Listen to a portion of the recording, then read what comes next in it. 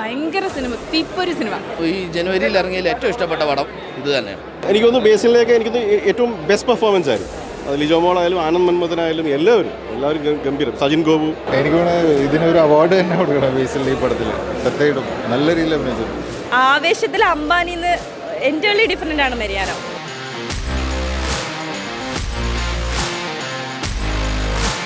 Like first half ഒരു വേറൊരു mood, second half വന്നപ്പോൾ കുറച്ചുകൂടി ത്രില്ലിംഗ് ആയിട്ടുള്ളൊരു നല്ല സാറ്റിസ്ഫൈഡ് ആണ്. നല്ല അഭിനയമാണ്. രണ്ടുപേരും തകർത്ത് അഭിനയിച്ചിട്ടുണ്ട്. നല്ല എൻഗേജിങ് ആയിരുന്നു. സാറ്റിസ്ഫൈഡ് ആണ്. ഇത് ലൈക്ക് എന്താ പറയുക, നമുക്കൊട്ടും പ്രഡിക്റ്റ് ചെയ്യാൻ പറ്റാത്ത രീതിയിലുള്ളൊരു സ്റ്റോറി. നല്ല രസമുണ്ടായിരുന്നു. സജിൻ ഗോപു ഒരു രക്ഷയില്ല. എനിക്ക് കലാഭവമണിന് കുറവൊന്നും ശരിക്കും കണ്ടപ്പോൾ അടിപൊളിയായിരുന്നു സിനിമ. ഭയങ്കര സിമ്പിൾ മൂവിയാണ്. നല്ല അടിപൊളി സിനിമയാണ്. എല്ലാവരും തിയേറ്ററിൽ പോയി കാണും. പെർഫോമൻസ് ഒന്നും അളക്കാൻ ഞാനായിട്ടില്ല, പക്ഷേ എന്താ പറയുക, അത്ര ഭയങ്കരമായ പെർഫോമൻസ് ആയിരുന്നു. ഭയങ്കര രസമുണ്ടായിരുന്നു. എല്ലാവരും തിയേറ്ററിൽ കാണണം.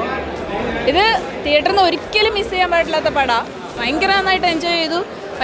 ചെയ്യുന്ന ഈ വർഷം എനിക്ക് തോന്നുന്നു തുടക്കം എൻഡായെങ്കിൽ പോലും ഇതൊരു തുടക്കം പോലെ അത്ര ഭയങ്കര സിനിമ, തീപ്പൊരി സിനിമ.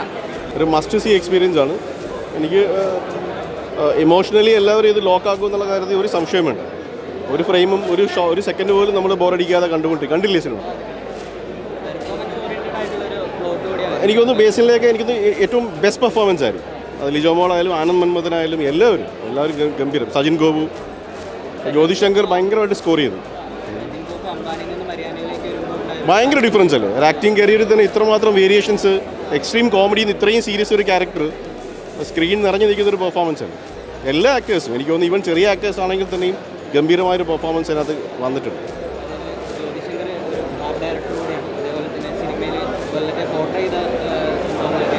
കൊല്ലത്തെ ജ്യോതിഷ് കൊല്ലംകാരനായതുകൊണ്ട് തന്നെ ജ്യോതിഷിന് ആ ഒരു സാധനം വ്യക്തമായിട്ട് അറിയാം. ജ്യോതിഷത് വളരെ മനോഹരമായി പോർട്രേ ചെയ്തിട്ടുണ്ട്. മൂവിയുടെ ടൈറ്റിൽ സോങ് മുതൽ നമ്മൾ കൊല്ലത്തിൽ ഇന്നാവും. കൊല്ലത്ത് പോയിട്ടുള്ളവർക്ക് അത് പെട്ടെന്ന് കണക്റ്റഡ് ആവും.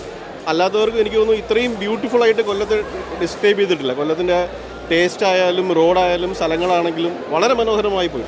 മൺട്രോത്തുരുത്ത് ഈ പറയുന്ന സ്ഥലങ്ങളൊക്കെ പരവൂരൊക്കെ തന്നെ വളരെ മനോഹരമായി എക്സ്പ്ലോർ ചെയ്തിട്ടുണ്ട്. കടലും കായലും ഒക്കെ ഇത്രയും തന്നെ മനോഹരമായി കണ്ട ഒരു സാധനം അടുത്തില്ല. പക്ഷെ ആ കാഴ്ച എന്നൊക്കെ നമ്മൾ ഭയങ്കരമായിട്ട് ആ ഡ്രാമയ്ക്കകത്തേക്ക് പെട്ടെന്ന് ഇൻവോൾവ് ആയി പോകും. മൂവി കണ്ടില്ലേ, ഭയങ്കരമായിട്ട് ഇൻവോൾവ് ആയി പോവാം.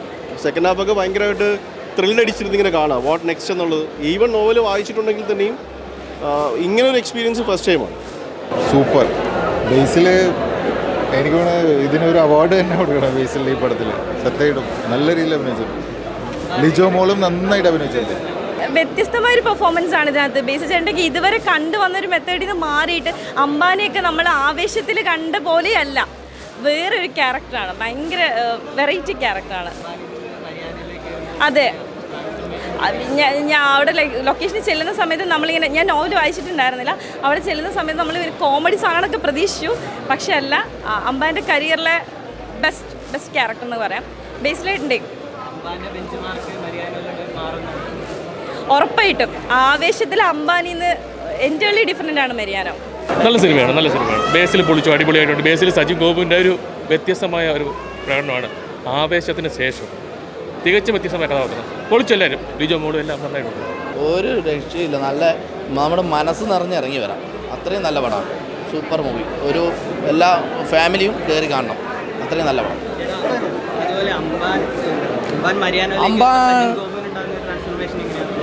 അംബാൻ്റെ ഒരു കഥാപാത്രം എന്ന് പറഞ്ഞാൽ അംബാൻ ചേർന്ന കഥാപാത്രം കൊടുത്തു. ഇതിൽ എന്ന് പറഞ്ഞാൽ കാസ്റ്റിംഗ് ഒരു അടിപൊളി കാസ്റ്റിംഗ് ആണ്. കാരണം കറക്റ്റ് കാസ്റ്റിംഗ് എന്ന് പറയില്ല. ഇപ്പോൾ ബേസിൽ ജോസഫ് അതിനൊത്ത ആൾ, അംബാനാണ് ആ ഒരു ലെവൽ കാസ്റ്റിങ്ങിൽ തന്നെ ഈ പടം പെർഫെക്റ്റാണ്.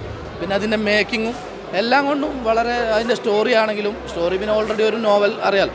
അപ്പോൾ എല്ലാം കൊണ്ടും ഈ പടം നല്ല അടിപൊളി മേക്കിംഗ് ആണ്. നല്ല മൂവിയാണ്. നമുക്കൊരു ഈ സ്ത്രീക്ക് ജീവിക്കാൻ പൊന്നു വേണ്ട, ഒരു സ്ത്രീ തന്നെയാണ് എന്ന് പറഞ്ഞ ആ ഒരു ലെവലിലൊരു ജസ്റ്റ് ഒരു മെസ്സേജ് കൂടെ ഉള്ളൊരു പടമാണ്. നല്ല അടിപൊളി മൂവി. ഈ 2025 ഏറ്റവും എനിക്കിഷ്ടപ്പെട്ട, ഈ ജനുവരിയിൽ ഇറങ്ങിയതിൽ ഏറ്റവും ഇഷ്ടപ്പെട്ട പടം ഇത് തന്നെയാണ്.